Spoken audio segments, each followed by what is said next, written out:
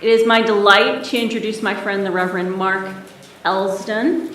He is a Presbyterian pastor, campus minister, author, entrepreneur, co-founder of Rooted Good.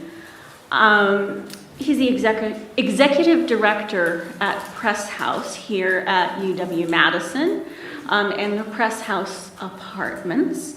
He is a believer that things are possible, that transformation can happen because he has helped make it happen.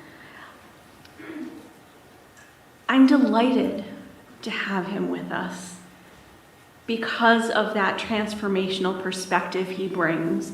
And I'm not going to hog any more of his time describing him. I'm going to let him take his time and share what he has to share so we have plenty of time for discussion once he's done. Mark. Thanks.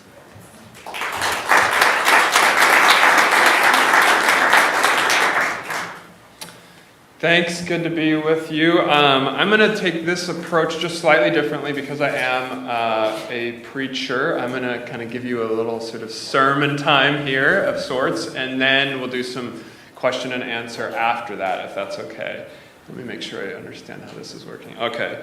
If you want to reach me after this, also, you'll find some of these little cards floating around on the table and on the front table. These have my contact information, and that's probably the best way to get a hold of me. So, Kurt, who did write an excellent chapter in my forthcoming book, Gone for Good, did a great introduction to this idea of affordability and what we need in Dane County. And so I want to talk and pick up from there and talk about houses of worship and the role that they can play in addressing this issue. So I'm going to use words like church and house of worship a little interchangeably, even though obviously they're not. But just because I mostly work in the Christian church sort of world, that's the term that comes out of my mouth most frequently. And I apologize if there's places where that doesn't make sense. I think in many cases there are a lot of similarities between churches and other houses of worship when it comes to this issue. But where there aren't, my apologies, and let's talk about that as we go forward. So I want to start with a very bold claim that I actually heard mentioned at a panel discussion that I moderated on Property and Purpose in San Antonio, Texas a few months ago. The amount and location of property owned by houses of worship in San Antonio could single-handedly solve the housing crisis that they are facing. That was the claim that was made on this panel. I sort of made the same reaction that I see some of you making, right? So this was a housing expert in San Antonio that believes that without any other property in the city, they could solve their housing crisis by developing and engaging church, land, and faith-based partners. So my question is this: is that the case here in Dane County? In Dane County, if we were intentional, thoughtful, and innovative, could we solve the affordable housing crisis we face by expanding the use of church-owned property? So I want to invite you to sort of sit with that question while I share some thoughts on this topic. We are on the cusp of a staggering shift in purpose and ownership of houses of worship around the United States that will change the very social fabric of our communities. This shift has been accelerated by the effects of the pandemic. Using valuable assets owned by houses of worship thoughtfully and intentionally is a vitally important and exciting opportunity. The use of religious property, it's not just a question for religious institutions, but also one for civic leaders and for others that care about our neighborhoods. There are about 150 or 350,000 churches in the United States. Nobody actually really knows how many there are, interestingly. And there are about 250,000 buildings connected with these churches. And the use and ownership of these properties is changing on an unprecedented scale. Research suggests that as many as 100,000 churches may close by 2030, which would be obviously more than a quarter of them in total. Billions of dollars of church property is being sold every year. The pandemic has accelerated this trend that began decades ago. This is a once in a many generation change that is upon us.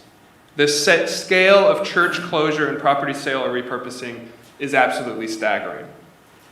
This leads me to the burning question that keeps me up at night, literally, which is what will happen in our communities as property previously owned by churches becomes something else. Churches are, at least ostensibly, there to serve the common good. They provide services and space that support neighborhoods and communities. So where will Alcoholics Anonymous and neighborhood associations and the Girl Scouts meet when a third of all the churches in Dane County are gone? Where will free meals be held and overnight shelters be housed? What services will government entities have to take over as houses of worship disappear? And what of the massive shift in property wealth? We talked a little bit about that in the last session. What about that shift as this occurs? Many churches are being sold to private developers. Not necessarily always a bad thing, but as billions of dollars of property and land set up for social good moves into private ownership and wealth creation for a few individuals and companies, what will that do to the social fabric of our neighborhoods? This change is here. 20 years from now, we will look back and churches will be far fewer. That's just the way it is. So what will there be in their place? And are there ways that we can encourage good things to emerge? Will they be gone for good? Well, we have one chance at this, and what will we do with it? Even as churches that don't close are looking for ways to use their land and property differently or more effectively as well. So I've been working with churches throughout the country, throughout the United States, who are experimenting with neighborhood grocery stores that address food deserts, community center models that provide space for nonprofit service agencies, music performance spaces, bike shops, new business incubators, and yes, housing. It's an unsettling time for many of us that are familiar with how church used to work, but it's also a really exciting time. As one pastor friend of mine has put it, the question of church property will be one of the most defining issues for American faith communities in the next decade. Let me back up and tell a story. This is a story about a young heroin addict who I will call Peter. I got to figure out this clicker a little bit better here. So it was the second time that Peter had relapsed in just a matter of months, and one of countless times that he had turned to heroin in the past few years. He had tried to quit for good and tried, but the pull of a drug that takes the lives of more than 15,000 Americans each year was too much. It didn't matter that he had almost died of an overdose in the past. It didn't matter that his life had been derailed and that he had hurt many of the people who loved him most. It didn't matter that he was back in school as a student at the University of Wisconsin-Madison for the second time with the chance to finish and graduate. The draw of this drug was just too strong. The disease too powerful. What more could he do? Was there any hope of escape? And what, if anything, could a church do to help? A lot, it turns out. A church could do a lot. So Peter was living in a sober housing program run by Press House, the campus church where I serve as executive director, when this latest relapse occurred. He had relapsed once in the program already, but this time, rather than write him off as a lost cause, our staff and other residents held him accountable to the recovery plan that he had put in place for himself and supported him through this latest setback. And this time it worked. With the help of his Next Step roommates and other resources, Peter moved deeper into his journey of recovery. He began to find success in school and make meaningful friendships on campus, and hope for Peter was reborn. By the time he had graduated from college with a 3.5 GPA and a degree in computer engineering, and had taken a job at a well-known company, he'd also run a marathon and mended relationships with many of those he hurt while using heroin. He was a peer mentor in the Next Step program and an officer in the campus recovery student organization. Most importantly, above all of that, he was sober. And Peter's not the only one.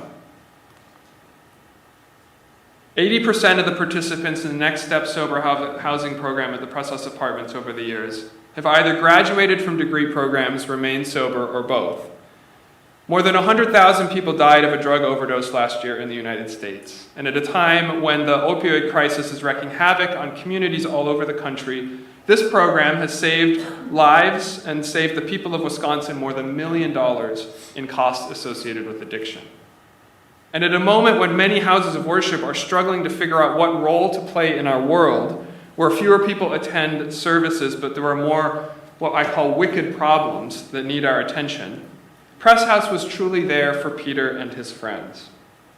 What may be most remarkable about all of this is that Peter's life had been transformed by living in an apartment building that was built by a church on an underutilized church-owned parking lot, financed with an impact investment from a denominational endowment. I know all this because I parked in that lot as my first day as a pastor. So I've been serving as pastor and executive director at Press House on the UW campus for 18 years. When my spouse and co-pastor and I first arrived, we were facing the same challenges that many houses of worship are dealing with around the country: declining participation and shrinking funding. For us at Press House, it was pretty dire. After many years of decline, there were 0 students involved in our program and a huge budget deficit that was only going to get worse. Our 90-year-old building was falling apart around us. I was telling someone this morning, I literally was fixing the toilets with paper clips in the building. And we were asking that existential question that many are wrestling with, which is, what does it even mean to be a church today? What do we have to offer our community? What really matters in the work that we do? This story highlights 3 pressing needs facing churches in our community today that I think thoughtful development, which we're talking about here, can help with. First, many houses of worship are struggling to figure out how to fund their operation and mission. Participation and membership are in decline, which means budgets are shrinking even as the costs of maintaining property rise. The financial model of the past, based on giving through an offering plate, is no longer sustainable in many settings.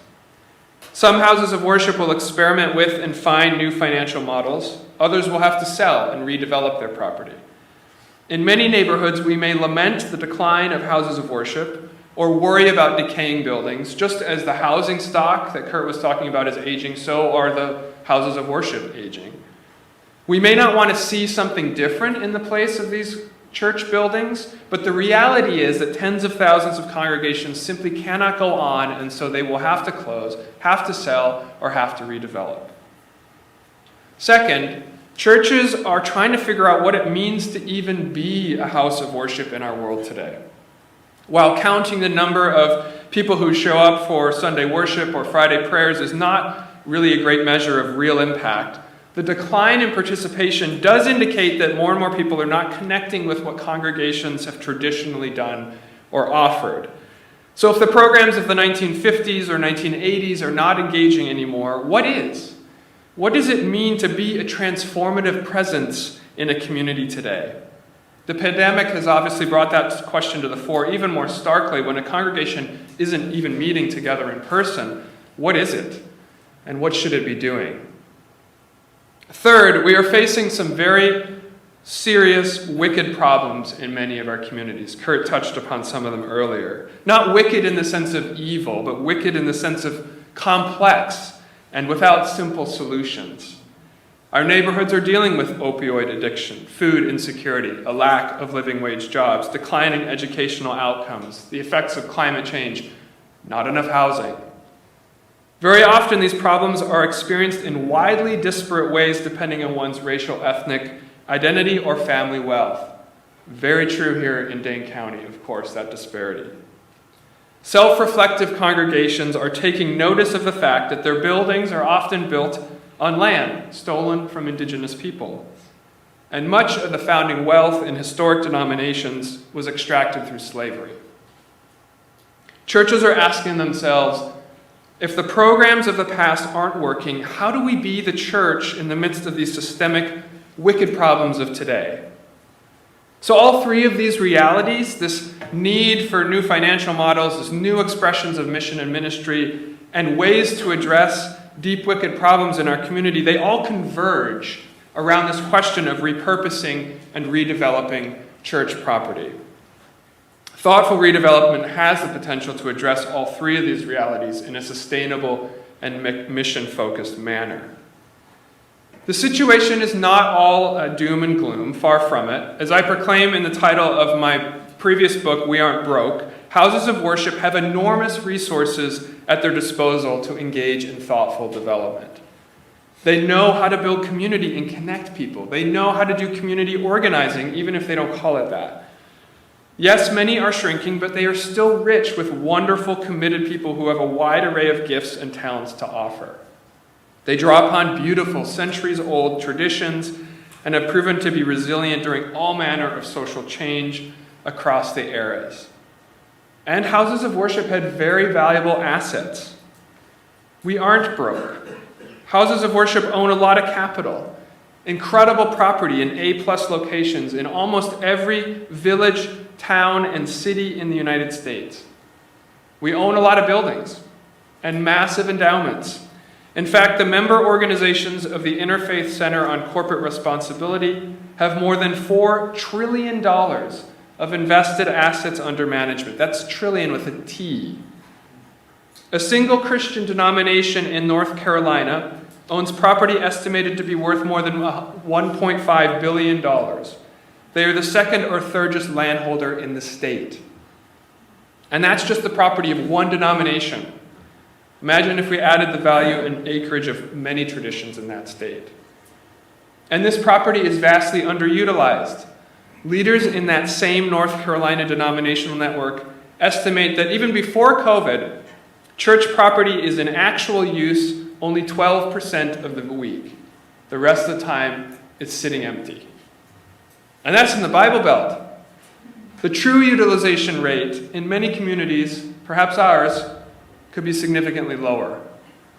The opportunity to repurpose or redevelop even a fraction of this underutilized resource, it's simply staggering. So let me come back briefly to my story about Press House here in Madison. When I first parked in our parking lot, the situation felt pretty bleak. There was no active program, very little funding, this aging building, and so on. But Press House was not broke. We had valuable property in the heart of a Big Ten university. And we ended up developing it into a $17 million, 7-story student housing facility that is now home to 240 residents each year. I lost my parking spot, which is a shame on days like this and during the polar vortexes, for sure. But we have something a little bit more valuable than that parking spot in its place. Our social enterprise generates more than $2 million per year in mission-aligned funding, and it's a cornerstone of our ministry with university students. We now serve more than 1,000 students per year in a financially sustainable manner. This innovative use of church property is how the student Peter managed his heroin addiction and graduated from college. Even while working with a population famous for not being interested in church, college students, Press House has been able to engage thousands of students in just the past few years alone. We don't proselytize students. Instead, we have found new ways to meet real needs, from the opioid crisis to student mental health to racial tension on campus. While we hold worship services every Sunday, those traditional sort of church activities are not the only way, or perhaps even really the primary way, that we help promote the spiritual, emotional, and intellectual growth of students. That's now happening in their living rooms throughout all aspects of their lives and virtually 24/7.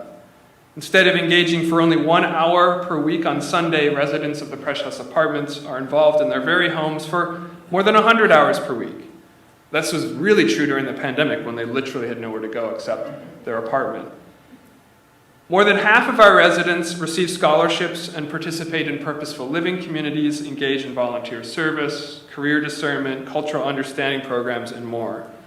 By next fall, we will have given away almost $1 million in scholarships to residents. This year, for the first time, because of the response to the housing crisis for students on campus, which was alluded to earlier, we created a staggered leasing approach where we actually leased parts of our building throughout the leasing cycle rather than filling the whole thing up in a matter of like 10 minutes in October, which we could have done and most of the downtown student housing apartments did. So with our housing, we're not just sort of lightly touching on these issues of sobriety and student needs and so on. We're providing life-changing residential experience that gets to the very heart of addiction recovery and student wellness and the things that students are really dealing with. As many of you know, and why we're here together, building affordable housing has a similar potential to address the root causes of many social issues facing our communities. I find it really interesting that churches spend a lot of time and money and energy working to meet the needs of people in their communities who live in substandard housing. So kind of to meet the symptoms of that reality, right? A lack of quality affordable housing has a negative ripple effect throughout the community. When a child comes home from school to sleep in a car at night, as too many children in Madison do, they're going to struggle. They're going to struggle in the rest of their life. We all know this to be true. So through mission giving and volunteerism and so on, many churches, they work on these issues. They work on hunger, they work on education, homelessness, and so on. But often it's symptomatic response, whereas developing affordable housing has the potential to address not just the symptoms, but these underlying causes of why this stuff is happening. Building affordable housing on property owned by houses of worship, it can be a game changer. And houses of worship have the means and the motivation, and I think hopefully the values, to be that change. This work's not easy, though, as we know, and houses of worship on their own will have a hard time making new innovation happen without help from government, philanthropic, and business leaders. So I had the privilege of working on this new book that's going to come out at about a year from now, actually, called Gone for Good, Negotiating the Coming Wave of Church Property Transition. And it's an interdisciplinary approach looking at church property transitions, drawing from the expertise of developers and urban planners, sociologists, pastors, theologians, and others. Kurt wrote a chapter for the book. I'm learning through this amazing kind of coalition of people looking at this issue. I'm learning about some of the things that we can do together to encourage good development and to encourage the repurposing of houses of worship. So here are 7 ideas I want to share with you. 7's a very kind of biblical number, like a good biblical number. And so I'm going to stick with 7, and I'm a preacher. You got to have like points, right? So here we go. 7 ideas. These aren't mine. These are just ideas that are coming to the forefront. And I'm hopeful that we can have conversation around lunch and during our session later about these very things, right? All right, so here are 7 ideas that I want to throw out there and talk about. First, we need to plan for where we are headed.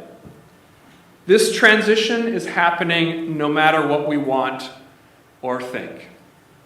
For many years, churches and denominations have worked to change the trajectory, to revitalize, to stem decline. These are the sorts of words we've used for a long time.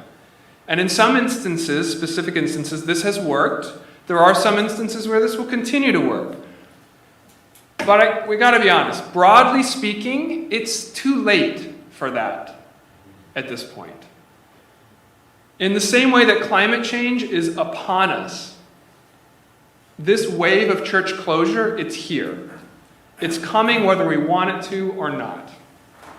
We need to plan for where we are headed and stop looking back so much at where we once were. One of my favorite examples of this comes from First Presbyterian Church in Arlington, Virginia. First Pres Arlington was facing the reality of many churches today, declining membership and giving, unease that they were really serving their community or not sure that they were, and questions about their future. They undertook some deep and genuine community listening over a number of years and kept hearing one recurring theme over and over. Their neighborhood was facing an affordable housing crisis. So I've shortened a winding multi-year story into one sentence, right here. But after prayer and discernment and listening, First Pres Arlington decided to sell their property to a nonprofit affordable housing developer who tore down their 1950s building and put up 173 units of affordable housing for low-income families, seniors, and those with disabilities. Here's a picture of it, I think, right here. This new building has a multi-purpose space on the ground floor that the church leases back for their worship services and other activities. So I don't know if you caught that. The church actually sold the property, and then they leased back space in this new building. That's not the only way this can be done, just one example of it. One of the most remarkable things about their story and how they were able to is how they were able to separate the church from the building. Now, those of us in the church world have talked forever and ever about how the church is not the building, except that we actually think it is. And this church decided to figure out how to separate those two things. So the congregation meets in this multi-purpose space that they rent back. They have a 10-year lease. And they hope to renew that lease for another 10 years when it comes up, and then for another 10 years after that as a vital congregation. But they recognize that may not happen, and that the life of their congregation may at some point come to an end, perhaps sooner, perhaps later. But what they know is that they have taken that property that they owned, and they have put on that property a legacy of affordable housing that will go on and on regardless of whether that congregation is in that location or not. That, to me, is looking at where we're headed, not just looking back.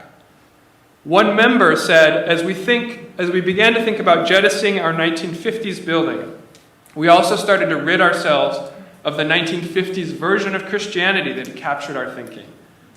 Our ministry shifted from, if we build it, they will come, to, we will go to the neighbors and build what they need. Second idea. Can't read that, but that's okay. Map the situation. So one of the most helpful things that municipalities, denominations, maybe the Wisconsin Council of Churches, can do is to identify where church properties are and understand how many may close or need to be redeveloped in the next 10 years. One of my biggest concerns is that both church institutions and municipalities are approaching this issue in a piecemeal manner. Like one property at a time. We're going to deal with this one idea over here and this one idea over here. And there's some great ones. Some of you in this room are doing some of them. There's some great ideas.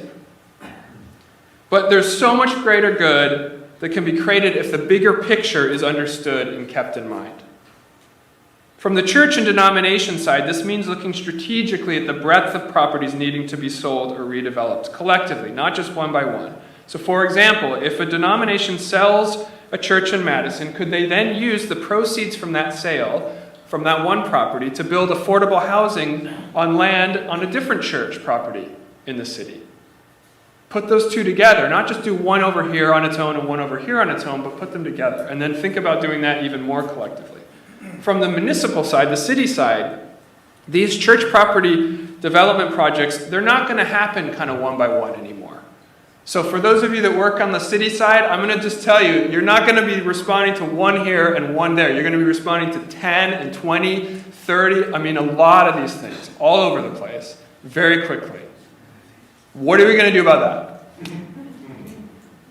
This has broad implications for neighborhood plans, zoning, zone overlays, financing incentives, and so on.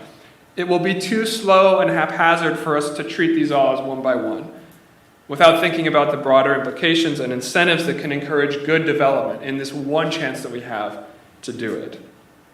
Which brings me to my third suggestion. Build pathways for better development.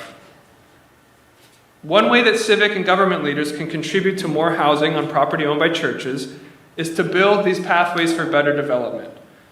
So when churches start the process of looking at selling or redevelopment, they're often not aware of the limits that exist on what can be done with their property. As I've heard Kurt talk about in other settings, zoning restrictions, parking minimums, planning overlays, financing incentives, other carrots and sticks that are out there in the local setting, they have an enormous impact on what kinds of development can and cannot be done. Church folk often don't realize that they can't just do whatever they want on their property, actually. They really can't. And so that conversation needs to happen, and needs to happen as early as possible. Cities and municipalities have an opportunity to review how their existing regulations and incentives will influence the sale and development of church properties in their jurisdiction. They can add, remove, or amend such restrictions and incentives to encourage the kinds of development that we want to see and discourage the kinds of development that will not support flourishing. Church properties are often ideally situated to be redeveloped into affordable housing. and maybe some of the only infill property left to develop. There was an excellent question over here earlier today about University Heights neighborhood, and other neighborhoods in Madison would be similar. Where can we build? Actually, church property is one of the places that we can build. There is opportunity to do infill development all over the city on church property. But unless zoning and other regulations are updated, this is going to be exceedingly difficult. For example, in California, there are 38,000 acres of religious-owned and potentially developable property. That's actually the size of the city of Stockton, California, that much property around. Much of it is in the highest resource areas, near public transit. There's no uniform land rules, though. The biggest problems are around zoning, height restrictions, density restrictions, parking requirements. But there are some glimmers of hope. So one church that I've been working with in California is moving ahead with a really exciting affordable housing project, not in spite of, but because of efforts by the city that they are located in. This is a church of just a handful of active members located in Silicon Valley on a sizable property. They entered into our Rooted Good Accelerator program to explore what they could do with their property and consider the future of their congregation. So in the part of the process where they went out to understand their neighborhood better, one of the really important parts of the process, they learned that their city was actively looking for new land to build affordable housing on. Now, it's not altruistic from the city side. The city was actually being forced by state law to increase its affordable housing stock, and they had very few options, as was mentioned earlier, to build on. Where do they actually build this? Church land was one of the things that came to the fore. So the city's working on that. The church hears about this in their conversations, and they hear that the city's looking for land to build on, and then they start a conversation. So this church and others in the city are now working directly with city staff to streamline the process of building affordable housing on their property. The church members are thrilled that, again, no matter what happens to their small congregation in the future, they will leave a valuable legacy of good in their community in the form of affordable housing. Here in Dane County, communities that want more affordable housing can create pathways to that outcome that involve churches. Communities that need more early childhood education centers or daycare centers can create pathways towards that sort of development on church property. Or neighborhoods that have no fresh food stores could create pathways to make it possible for churches to own grocery co-ops and open grocery co-ops. This transition in church property, it's only going to happen on this scale once in our lifetimes, maybe longer. That's it. It's not like these church properties are going to become back to us at some point or back to it. This is it. This turnover is going to happen one time. And it will involve multiple properties in Dane County, not just one or two. So, fourth idea. Support pre-development. Good property transitions and development requires intentional and thoughtful discernment. I've seen that too often churches and leaders' first step when considering selling a building or developing their property is to call a realtor. Who knows a realtor? Let's call a realtor. Or when developing this property, it's to hire a developer, find a developer. Who do we know? Those are important steps in the process. Those will have to happen at the right time. But most churches need to actually step back and do the more important pre-development work before taking those steps. Many churches in our Rooted Good Accelerator have thanked us most profusely for helping them slow down and prepare well for this work. We've realized that we probably should rename the program from Accelerator, because actually the thing we do the best is slow them down a little bit, to think about this a little bit more carefully. The term, of course, pre-development typically refers to feasibility studies and creating pro formas and commissioning architectural drawings and so on. But most churches need to back up and start with more fundamental and arguably more important questions before engaging in pre-development. So pre-development is the process of getting ready to do something new with the church property. It starts with a focus on mission, understanding the needs and assets in the community around the church, considering business models and demand, and connecting all of that with the passions, gifts, history, and theological commitments of the church. This work helps a congregation develop a new ecclesial imagination, you might say. It might involve learning from existing projects or models, but rarely can a model be simply applied in a new setting. Good property development, I think, as many of you know, is very contextual. Property developers tell me that churches who haven't done this pre-development phase well are rarely able to move to the pre-development and beyond. Just as the real work for preparing for marriage, for example, takes months and years prior to the wedding day, the pre-development work is where the church prepares for its new future.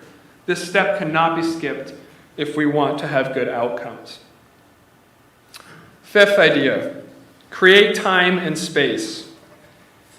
So in my work with churches and in the stories I hear from others, there is a strong sense that many are running out of time and space to do this creative and innovative and collaborative work that is needed to create the most good on church property. Churches are rushing into decisions because money is running out. Leaders are wearing out, or both. By the time churches make decisions about their property, leaders are finding it to be too little, too late. They're often surprised to find that that thoughtful property development, or even intentional sale, carefully selling, can take many years to complete. I've heard church leaders say, we just wish we had a longer runway to figure this out. Now, one response to this is for denominational leaders and others who have influence to encourage churches to begin conversations about their property earlier than they might first expect. Not easy to do, but we need to try to do that. If a congregation wants to leave a legacy when they're gone or reimagine their ministry in a community, ideally they'll start that work 5 to 7 years or longer before they expect to close on a sale or want redevelopment to be complete. Starting early keeps options on the table that will disappear very quickly if decisions are made as the lights are turned off or in a final desperate move. Another way to create time and space for congregations and leaders is to do this work well is for municipalities or foundations or philanthropic organizations to provide bridge funding that buys time. In most cases, we're seeing that even a fragile group of people in a congregation will do a better job envisioning the repurposing of their property than denominational leadership or a real estate agent will after the church has closed. Providing funding to extend that runway could lead to better decisions and better outcomes. Sixth, balance competing interests and desires. Many development decisions require balancing competing interests. Everyone doing development knows this. This is especially true with new uses of church property.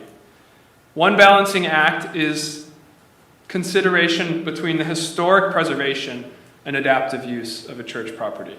Many church buildings are historic architectural gems. They may be registered landmark buildings. Saving exemplary and beautiful architecture is important and valuable, no question about it. But if such preservation makes it impossible to update buildings for new use, there will be a problem. So again, I've seen this and heard this happening. Simply telling a church they have to keep the building as it is because it's a landmark, it's a lost cause eventually. Because what are they going to do? They just telling them that is sort of pointless eventually. They will eventually have to just put a fence up around the property and just sell it or just sit on it and let it become vacant. And that is actually happening all over the country. Vacant lots, because it's a historic building that can't be redeveloped and nobody's willing to explore different alternatives. So it's better to work proactively on adaptive reuses that retain as much of the historic character as possible, rather than insisting on perfection and preservation, only to have the building fall empty and into disrepair. Another balancing act for municipalities is between generating tax revenues and losing the social services and space that churches provide. So, of course, letting churches be acquired by for-profit developers for high-end housing definitely can increase the tax revenue, the property tax revenue. But what's lost in the process? It could be that if many church properties become privatized, this social infrastructure will be lost. Municipalities will end up with new problems, actually, and higher costs to provide those services and space that was previously provided by churches. It's actually just remarkable to think about in Madison area, where do we vote if all these places are gone? So new revenues, sure, great, but they could be more than offset by new costs, lost services, and even just, again, the loss of the social fabric of neighborhoods. This is a balance to keep in mind. All right, seventh, last, almost there. Expand funding options. We're going to hear some more about this, I hope, later. Funding is a major challenge for more creative, socially oriented projects, from affordable housing to childcare to grocery co-ops and so on. Catalytic capital, I like to use that word, is needed. Capital that is patient, not necessarily seeking market rate returns, willing to accept higher risk. All of that is needed to facilitate innovation and social good. There's two types of funding streams that I think we need to support repurposing of church property. One would be kind of the grant funding side, and the second would be concessionary investment financing of some kind. So it's amazing and fantastic when churches that have ample funding want to think proactively and missionally about how to go deeper and wider with their property and their buildings. The reality, though, is that many churches begin these conversations when money's tight. A lack of sustainable funding is often the impetus to explore new options. It's what drives them into these conversations. This means that the very churches that need the most time, space, and assistance often has the least ability to pay for it. This is where grant funding from foundations, donors, denominational structures could help. Grant and donor support can provide this gap funding to buy time and space. It can help churches hire partners and consultants they need to assist them. It can pay for the tools and resources that churches need in order to do this pre-development work well. Grant funding is also needed on the research and development side to support organizations that help churches when they can't pay for it themselves. After pre-development work has been done well, and a concept's ready to be developed and funded, then we need this concessionary investment financing, which can be a game changer. One of the major factors that limit how creative and good a development project can be is the cost of financing the development. That's especially true right now. It's really difficult right now to put together some of these projects because of the cost of financing. For example, a multifamily housing project being built on church property may have to be rented out at market rate in order to cover the cost of construction and the cost of traditional financing or investor expectations. But if impact investors are willing to take lower rates of return for the same project, then it could be offered at lower rents in order to make it more affordable and therefore contribute to the community needs that we're trying to address. As another example, a project financed with concessionary money could afford to put the land into a community land trust, ensuring permanent affordability and community ownership where traditional investor expectations would not allow for such a community beneficial approach. So wherever municipalities and other partners can figure out creative ways to finance projects, that will help these projects proceed and lead to better outcomes than otherwise.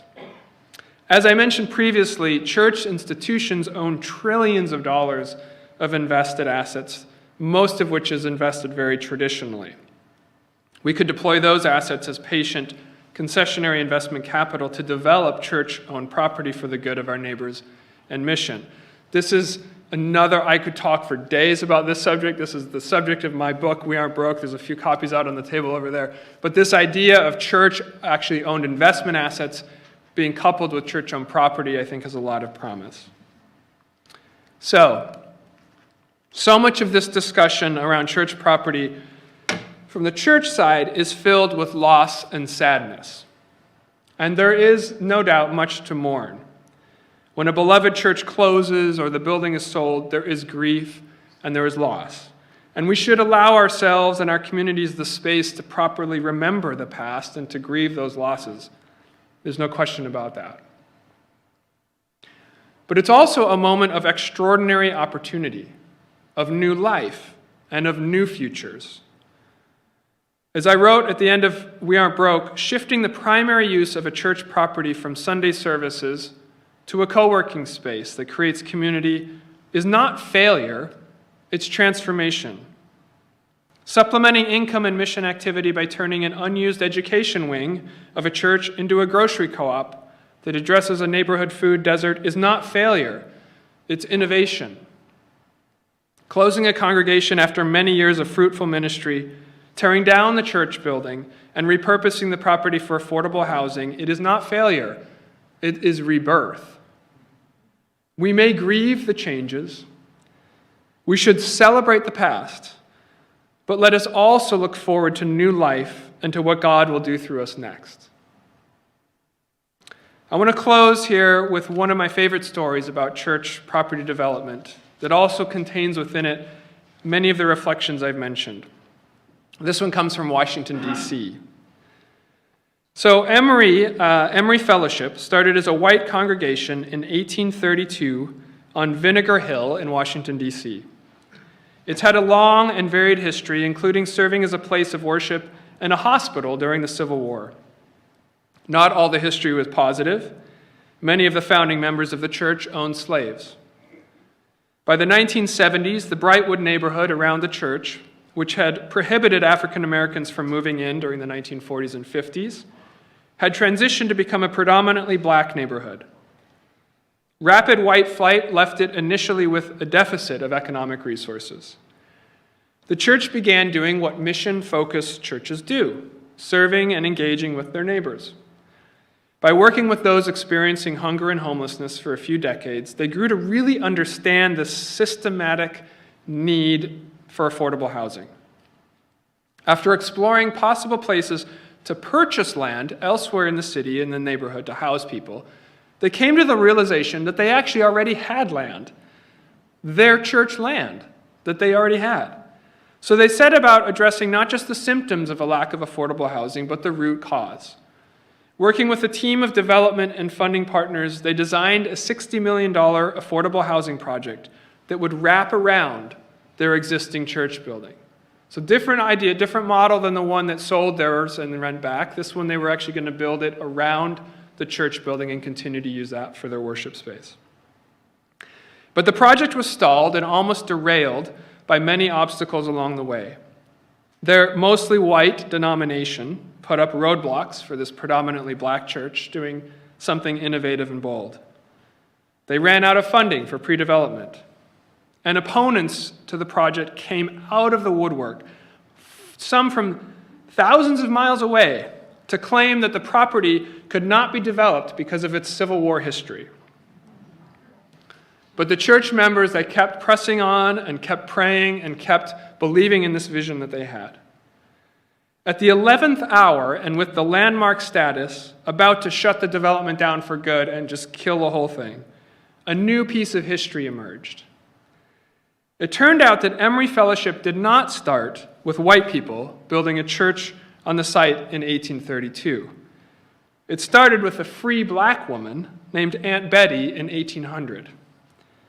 Aunt Betty owned the land prior to any of the history being called upon to block the development.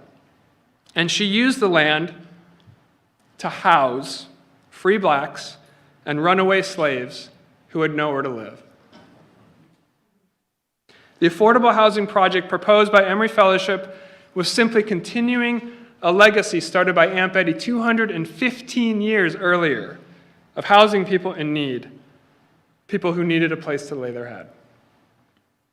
So the project, in the end, was approved, and after 10 years of working on it, the Beacon Center was opened. Today, Emory Fellowship is a vibrant congregation of more than 400 predominantly black working-class members surrounded by 99 units of affordable housing. They built upon the land and the legacy of what it really means to be the church in the world today. Their project could definitely have been completed more quickly and with less difficulty if some of the ingredients I described earlier had been present for them. Better pathways to the development from the city, better options for funding, support to give them runway, and this pre-development work and so on. All of that would have helped a great deal. And it needs to happen more in Washington, D.C., just as it does here. The wait list for the Beacon Center is full, with 800 families on it. We have a chance to learn from them and folks like them and from their experience. We have a chance in Dane County to do this and more, I believe, to activate our church-owned lands together for the good of all. Letting go of property can be freeing. Relinquishing control can be life-giving to others. Giving land back can be deeply healing, and redeveloping can be restorative. Repurposing church property, it's a chance to do something new. It allows us to think differently, to see more vividly, listen more deeply, love more fully.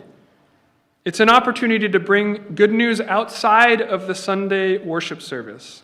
The transition of church property is one of the largest issues facing the church and our cities today.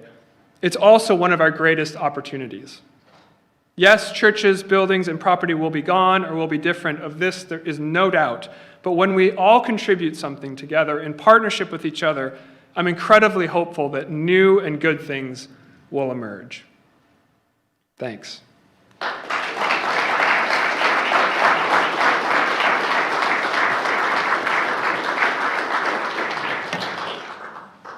No idea how much time we have. 5 minutes. Like one question.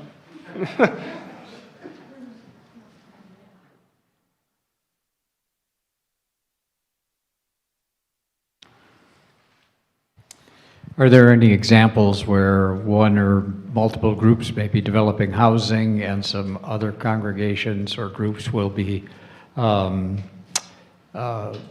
rent subsidy programs? It's a great idea. And merge Let's do it. Merge the effort. Yeah.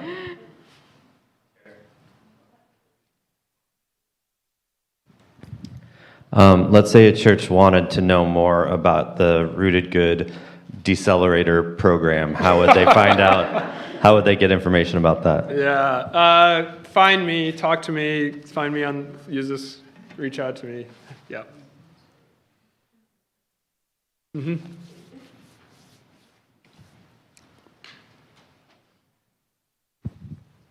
Yeah, thanks, Mark. That was fascinating. Never considered this question before, so I appreciate you being here. Question about the city processes right now. We've got kind of the new approach to area plans happening. I know the northeast side is kicking off today with a couple meetings. The west side's doing one. I know there's a lot more going on with this kind of new approach to area plans.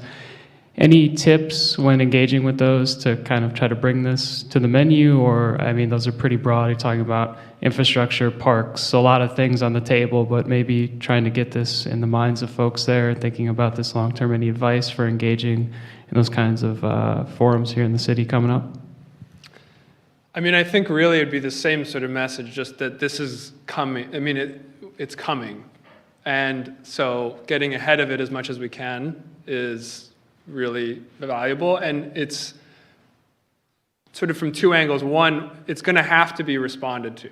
So city planning is going to have to respond to this stuff, and better, it's an opportunity, right? So it's a chance to capture some infill land and do something really creative and good with it.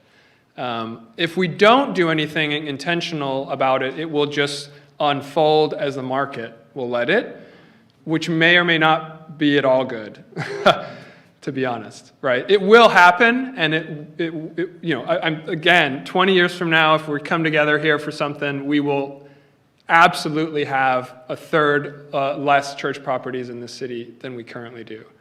And the question is going to be what's on that land. Yeah.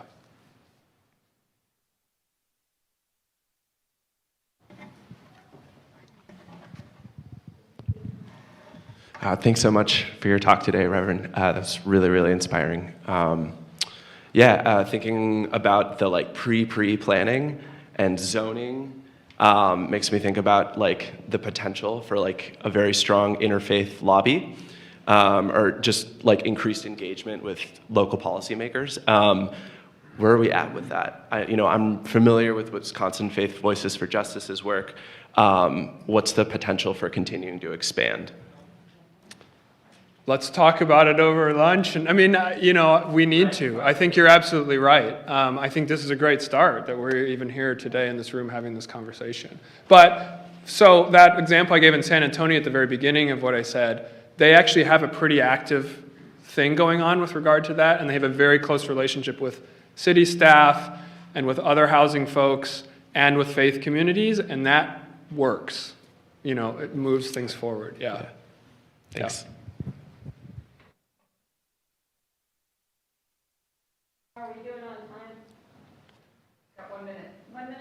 Okay, we got one more question in the back. Here. TC, I can shoot faster. What are the cost of your units right now at the place that you work at? At Press House, it's yeah. super variable, so it's hard to. Yeah, I kind of looked online and I didn't know if that was the right price, like $1,500 for a 1 bedroom. Is that right?